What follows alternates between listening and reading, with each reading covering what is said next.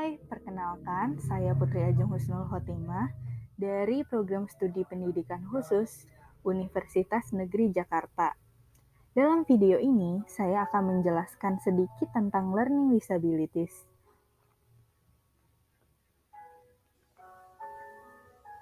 Fokus yang akan dibahas kali ini ialah 1. Definisi 2. Penyebab 3. Karakteristik 4.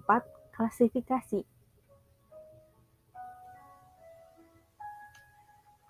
Yang pertama, definisi learning disabilities. Disabilitas belajar merupakan gangguan pada satu atau lebih dari proses psikologis dasar yang terlibat dalam pemahaman atau dalam penggunaan bahasa, lisan, atau tulisan, yang dapat memanifestasikan dirinya dalam kemampuan yang tidak sempurna untuk mendengar, berpikir, berbicara, membaca, menulis, mengeja, atau untuk melakukan perhitungan matematis, di mana penyandang tidak mengalami gangguan intelektual atau keterbatasan lain.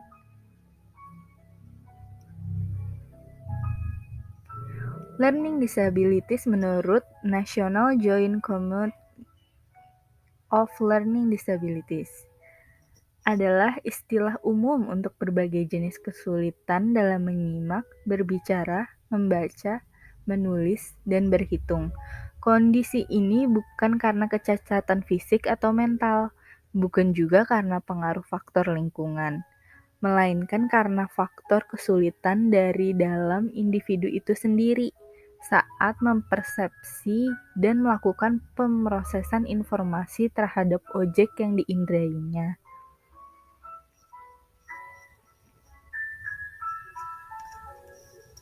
Learning disabilities menurut Association Community for Children and Adult Learning Disabilities adalah suatu kondisi kronis yang diduga bersumber dari masalah neurologis yang mengganggu perkembangan kemampuan mengintegrasi dan kemampuan bahasa verbal atau nonverbal.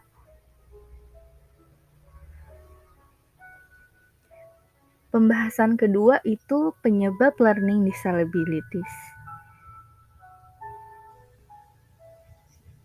Penyebab learning disabilities menurut dari berbagai penelitian dari tahun ke tahun yaitu 1. Genetika. Para peneliti telah menemukan bahwa sekitar 35 hingga 45% kerabat tingkat pertama, yaitu keluarga kelahiran langsung, orang tua, dan saudara kandung, dari orang-orang dengan ketidakmampuan membaca memiliki cacat membaca. Penggunaan tembakau, alkohol, dan narkoba selama masa kehamilan juga dapat mempengaruhi perkembangan otak janin dan organ lainnya. Faktor ketiga, komplikasi selama kehamilan. Sang ibu yang mengalami tekanan darah tinggi, preeklamsia, kelahiran prematur, diabetes gestasional, anemia, dan infeksi saluran kemih juga dapat mempengaruhi perkembangan otak janin. Faktor keempat, racun lingkungan. Sel-sel otak baru dan jaringan saraf terus diproduksi dalam setahun atau lebih setelah anak lahir. Seperti sel-sel janin, sel-sel ini juga dapat terhambat oleh gangguan tertentu, bisa menyebabkan ketidakmampuan belajar, mungkin dengan mengganggu perkembangan otak masa kanak-kanak atau proses otak. Dan juga dapat disebabkan oleh trauma pasca kelahiran, seperti anak mengalami demam yang tinggi, trauma kepala, dan pernah tenggelam. Faktor kelima, gizi buruk. Gizi buruk dan fungsi biokimia dapat mempengaruhi hal buruk pada otak. Pola makan yang buruk dan dehidrasi berat dapat mengurangi kemampuan anak untuk belajar dengan merusak kemampuan intersensori dan menunda perkembangannya. Faktor keenam, penundaan pematangan. Ketidakmampuan belajar menunjukkan bahwa mereka terjadi karena keterlambatan pematangan, bukan disfungsi permanen dalam sistem neurologis.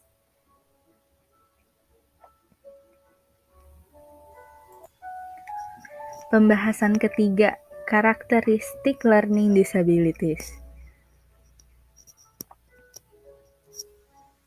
Seorang anak dengan ketidakmampuan belajar dapat menunjukkan karakteristik 1.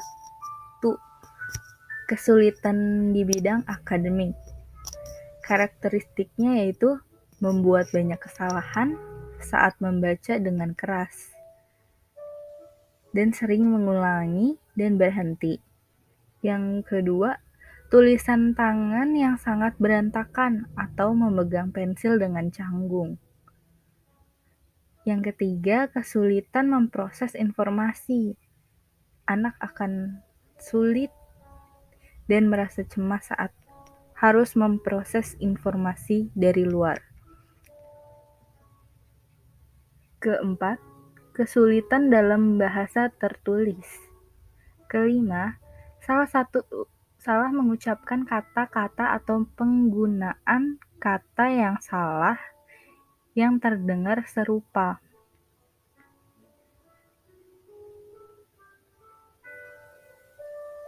Yang keenam, kesulitan mengatur apa yang ingin dia katakan atau tidak bisa memikirkan kata yang dia butuhkan untuk menulis atau percakapan. Ketujuh, kesulitan membaca, menulis, dan berhitung. 8. Tidak dapat menceritakan kembali sebuah cerita secara berurutan. Kesembilan, keterampilan sosial yang buruk. Karakteristik yang kedua itu kesulitan dalam kognitif, yaitu kurangnya perhatian selektif, kurangnya perhatian atau kesulitan berfokus pada tugas, masalah dengan memori, mau jangka pendek dan jangka panjang, masalah dalam menginterpretasi dan mengonsumsi informasi yang diterima dalam proses pembelajaran. Ketiga, kesulitan perilaku, yaitu kesulitan berkomunikasi dengan orang lain yang menyebabkan inaproprimakan perilaku, kesulitan memahami lelucon, komik strip, dan sarkasme, kesulitan mengikuti petunjuk yang telah diberikan. Pembahasan keempat yaitu klasifikasi learning disabilities.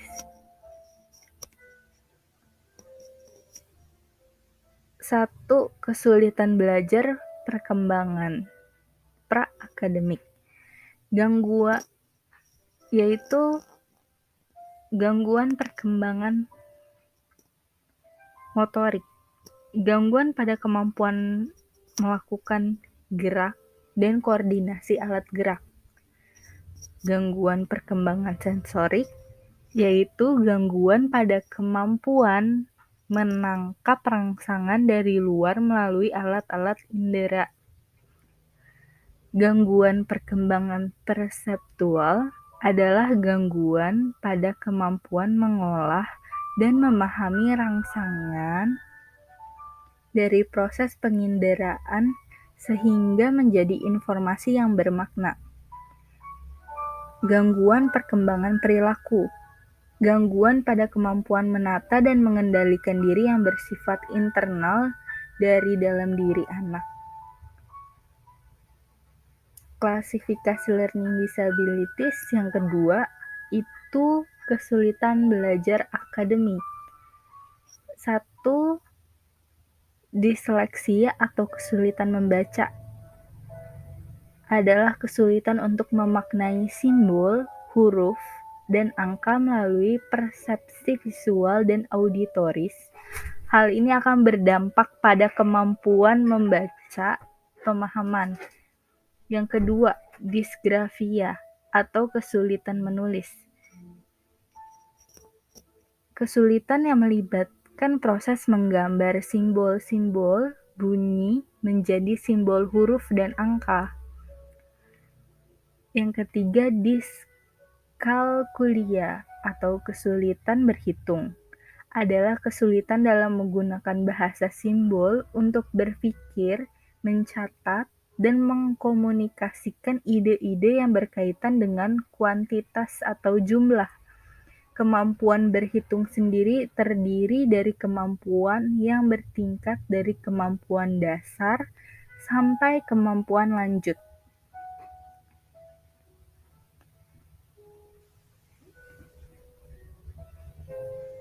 Penjelasan kali ini tentang learning disabilities cukup sampai di situ. Terima kasih sudah menonton.